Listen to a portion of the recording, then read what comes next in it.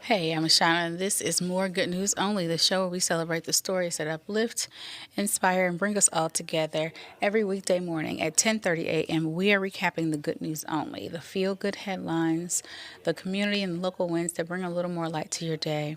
And I want to hear from you too. So if something good is happening in your world, a personal victory, a community success, a birthday, or just something that made you smile, send me an email to news25 at wek.com and share your good news with me. I would love to share it with everybody here on the show.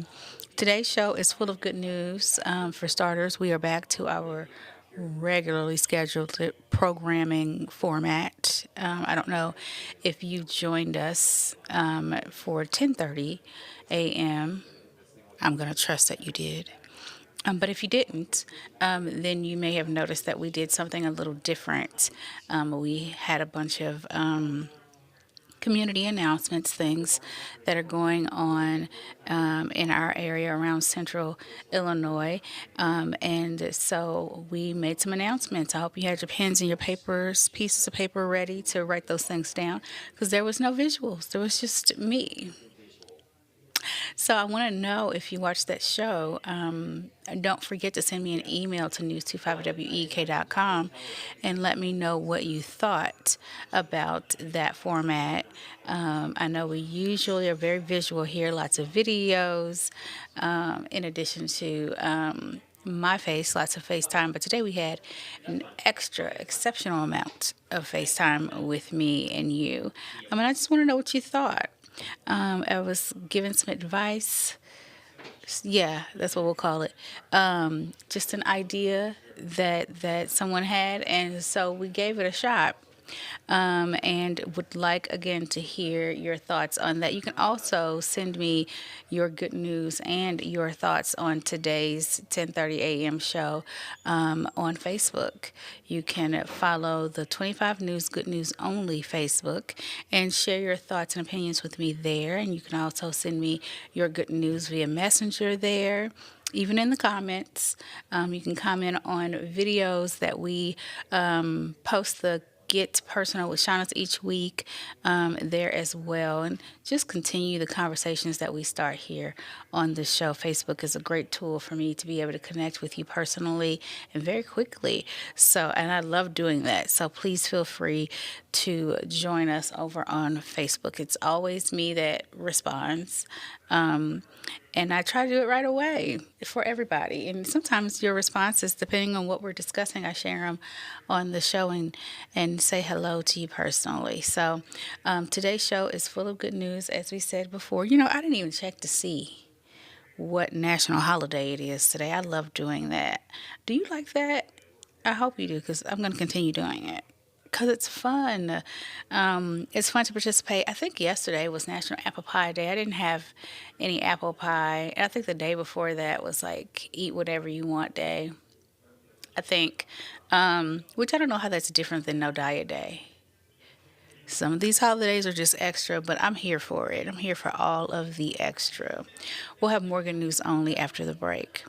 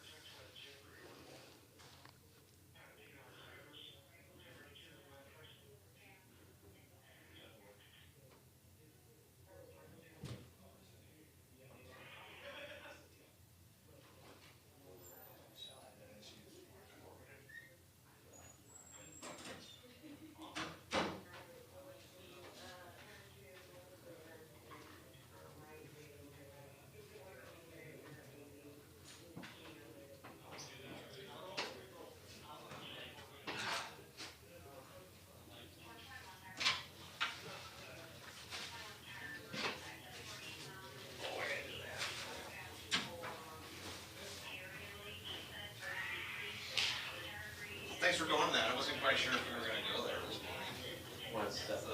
Oh, thank I got some crazy years of my cat wouldn't let me sleep, so I got up at one, and I was downstairs. I usually go through Facebook now, so I found the view and I saw Dave Goff. He like rides in the ride with a motorcycle, and he had like a little banner that says join us May 14th and 15th for the Corvette thing. They showed all the rides and where they were leaving and when. I saw Pure, and oh my God, that's today. Yeah, well, and then I was like, And then I looked at the assignments. There's not any assignments. and I'm like, I went ahead and did it myself. So. because I was going to send a reminder of the assignments, but I'm like, we haven't mentioned we've done any No, micro voice. no, Like, and I thought it was like later. yeah. For some reason, then I saw like, oh shit, that's today. Yeah, no, I Like, should okay, well, I'm gonna go out there. No, I should have said something. Dude, literally, like we did the micro voice story like 100 times. No. Like, I was in there. No.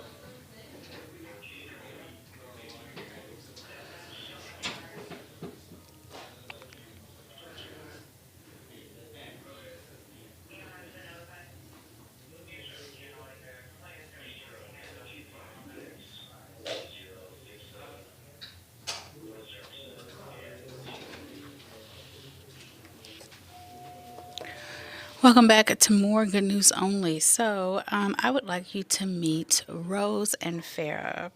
These are two cute Shelties dogs who are entertaining passengers at Albany International Airport in Albany, New York. The certified therapy dogs amaze travelers by solving simple math problems using paw taps on the floor. Their handler, Vietnam veteran Terrence Brown, says that the dogs help bring joy and comfort to stressed passengers throughout the terminals. Brown began working with therapy dogs 15 years ago after dealing with his own PTSD experiences. And the uplifting work doesn't stop at the airport. Brown also takes Rose and Farah to nursing homes, schools, and veterans events across the community. The dogs are part of one of 25 volunteer therapy teams serving travelers at the airport. Passengers often stop to interact with the dogs, turning stressful travel days into memorable moments. Airport officials say that the therapy teams help create a welcoming and calming atmosphere for visitors of all ages. I thought that was pretty extraordinary. I wonder how they are able to just do that. I wonder if it's like sound recognition, if they remember the way certain numbers sound, or like how an equation sounds, the cadence of it, and then they're able to remember how many times to tap. I don't know, but I think it's really cool. Like, look at that one, and it looks like it's like in his face, it kind of seems like you can tell he's like counting it out, like how many times he's supposed to do it. I don't know. It's pretty cool. But they are therapy dogs doing their part to make sure that everybody feels warm and safe and welcome at the airport. So these students built this custom playhouse for this little boy who is battling cancer. This is a heartwarming surprise in Rhode Island as high school students use their construction skills to make a dream come true for a young boy who is fighting cancer. We get our little lower third up there. So, a Rhode Island high school construction technology class spent months building this custom playhouse for 4-year-old Hudson Hall. Hudson is battling B cell leukemia, and students designed the project around his favorite things. The finished playhouse is a monster themed food truck called the Monster Muncher. So cool. Look at him. Inside the playhouse features a play kitchen, a refrigerator, and even a drawing wall for creativity and fun. Look at him. He's so cute. The emotional reveal made all the hard work worthwhile. Hudson and his family arrived at the school for the surprise unveiling of the custom built playhouse. Students and teachers say Hudson's face lit up as he ran toward the gift with a huge smile. The project was completed in partnership with the nonprofit organization Rosemary's Playhouses. Teachers say the annual community project inspires students to enroll in the class each year just because they know their work will make a real difference for a child in need. That's so awesome. And there are some school, speaking of school, there are a couple of staff members who are being honored for saving a student's life. 8 staff members at West Prairie High School in Roseville were recognized for helping save a sophomore's life. That sophomore was Mark Moon, and he was having a medical emergency in band class. The school nurse, Jennifer Bayer, says the staff immediately realized the situation was life-threatening when Mark collapsed and had no pulse. Bear performed CPR while campus monitor Dave retrieved the AED that delivered a life-saving shock. Officer Logan Wilson and several additional staff members quickly responded to assist during the emergency. Mark Moon spent a week in the hospital and now has a defibrillator implanted while doctors continue investigating the cause of this incident. Mark says that he's grateful to attend school with staff trained and prepared to act in emergencies. His father says the school gave their family more time with their son. And I will say, when I was in high school, I remember this boy. He was a tall guy. I think he was an athlete. If he wasn't, he had an athletic build, just tall and lanky.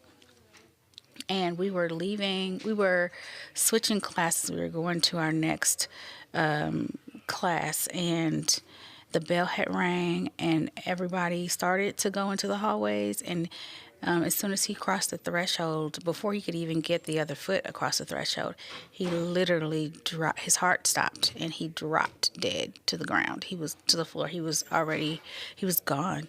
And he had an incident similar to this, where his heart just stopped. And at that time, they didn't have AEDs inside the school, so it took some time for the teacher to call down, to recognize what was happening, but then also to call down to the office to get the help that he needed. But it was too late, and he didn't make it. And shortly after that, you started hearing talk of like AEDs and stuff going into schools and being accessible to people. But I can't help but think, if something like that were available, and if maybe there were more training at my school at that time, if that young man wouldn't still be here. I always think of that. I always think about just how sad that whole situation was. So I'm glad that this situation turned out for the better, and that there's good news. Mark says he is getting better and better every single day.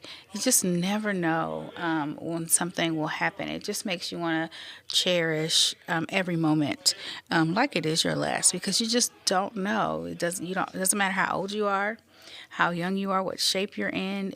At any moment, something could just decide to happen, and you got to figure it out.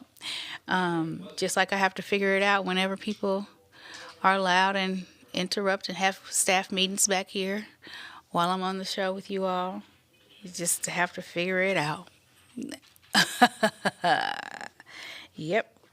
Oh, you got it. I did.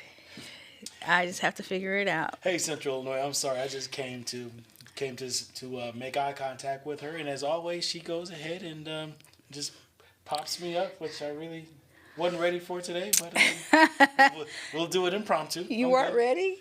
No, I was not. But that's okay. You're always ready. You always come back here like you're ready.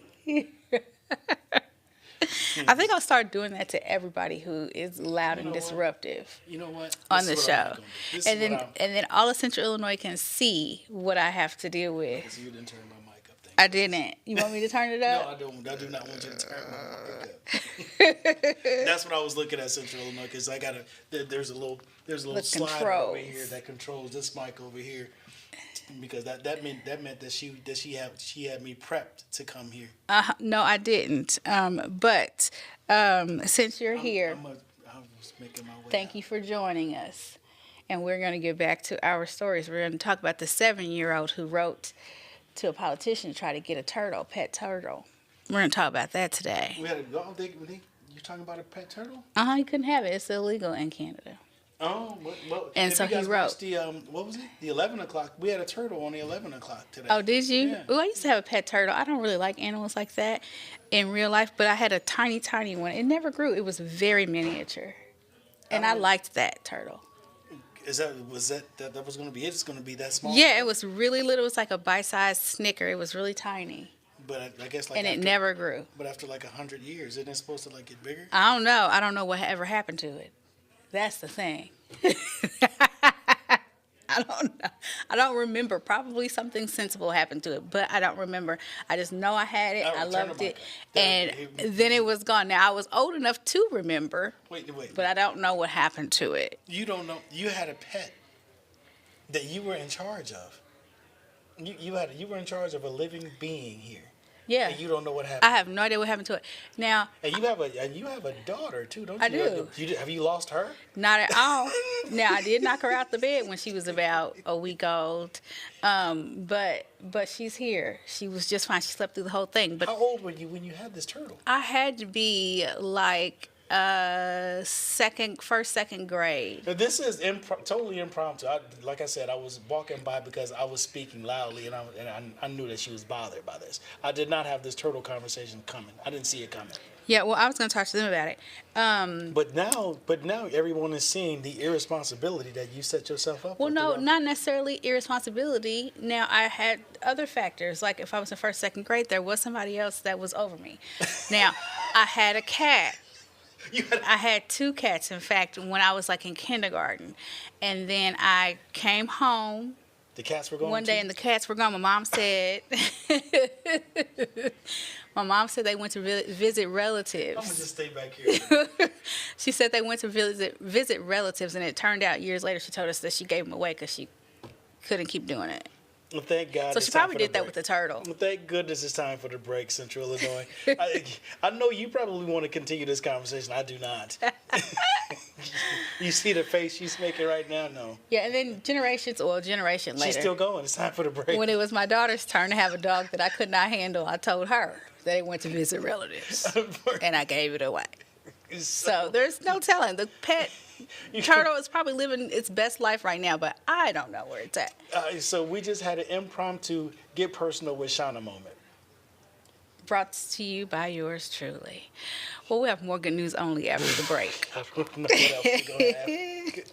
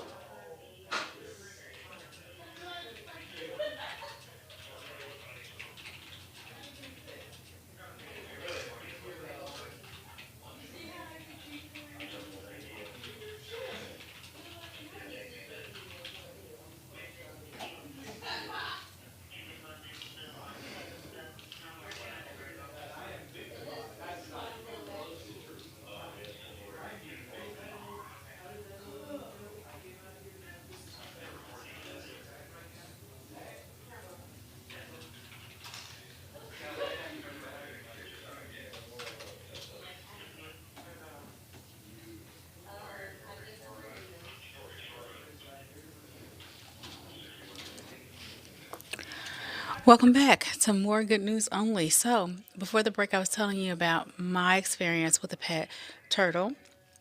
Now, I'm going to tell you about 7-year-old Fitz's experience with wanting a turtle and advocating for himself, which I think is absolutely awesome for him to be so young and do something like that. So, Fitz Cochran, he is trying to convince officials in Prince Edward Island, Canada, to allow pet turtles.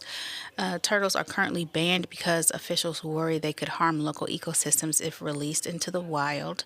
Fitz wrote a heartfelt letter to Environment Minister Darlene Compton asking for an exception to the law. The letter was read aloud in the legislators and the legislator, and it quickly captured the attention across the province. Minister Compton praised Fitz for participating in democracy, even though the regulations will not change.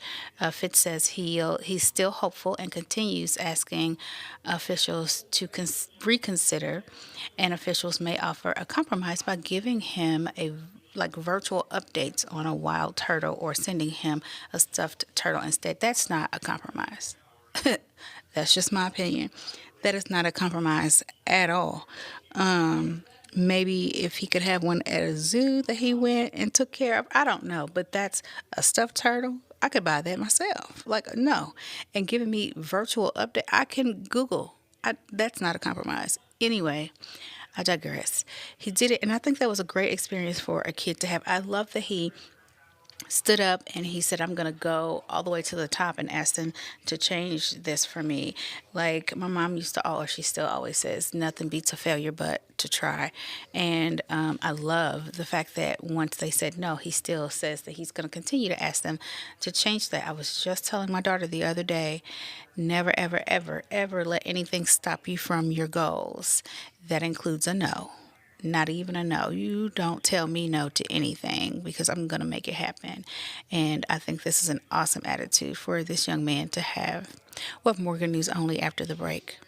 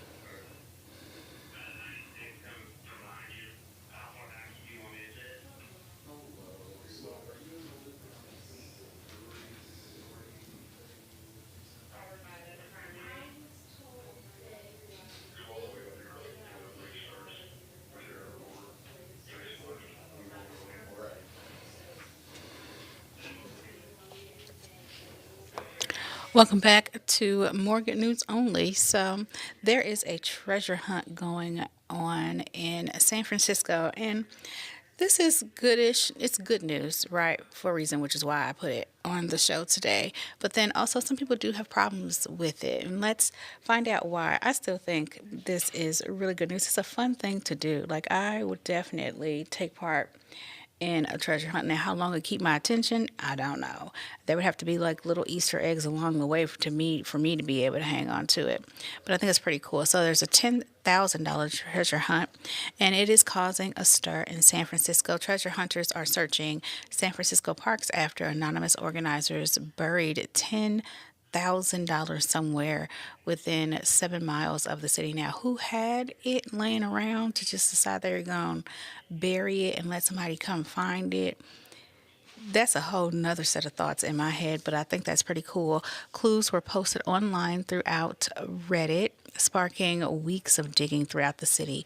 Some residents and gardeners are frustrated after dealing with this and seeing holes dug in public parks and landscaping areas. Now, I will say, I think that if you dig a hole, you need to cover it back up. Don't just be reckless. But the San Francisco Recreation and Parks Department says crews are assessing damage caused by treasure hunters. Now, that's out of hand. Searcher Renette Hammer believes she has solved the mystery and says that the treasure is buried somewhere else in the city. Organizers are reminding participants to fill in holes, clean up trash, and avoid damaging sprinkler systems. The hidden cache reportedly weighs 150 pounds and is buried about 1 foot underground. So, that's crazy to leave the holes open or to deal with look at him looking, searching, or to leave like to bother sprinkler systems and all that kind of craziness. Now, that's crazy, but I do think this is a cool, lighthearted, fun adventure to go on. Like, wouldn't it be so cool to like go with your kids and get out and do something like this in the summertime? The whole town is involved. And it could help you teach your children how to read maps. Like, this is a cool experience, a cool situation. I really like this. I hope that they are able to get some compromise and some resolution with the holes being dug and left, and the property that's being destroyed. But I think it's a pretty cool problem to have, a pretty lighthearted one. Well, that's a wrap for me today. Now I want to hear from you.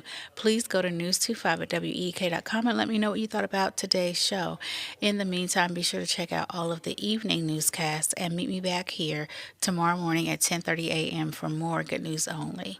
I'm LaShawna Guy for 25 News. Have a wonderful day.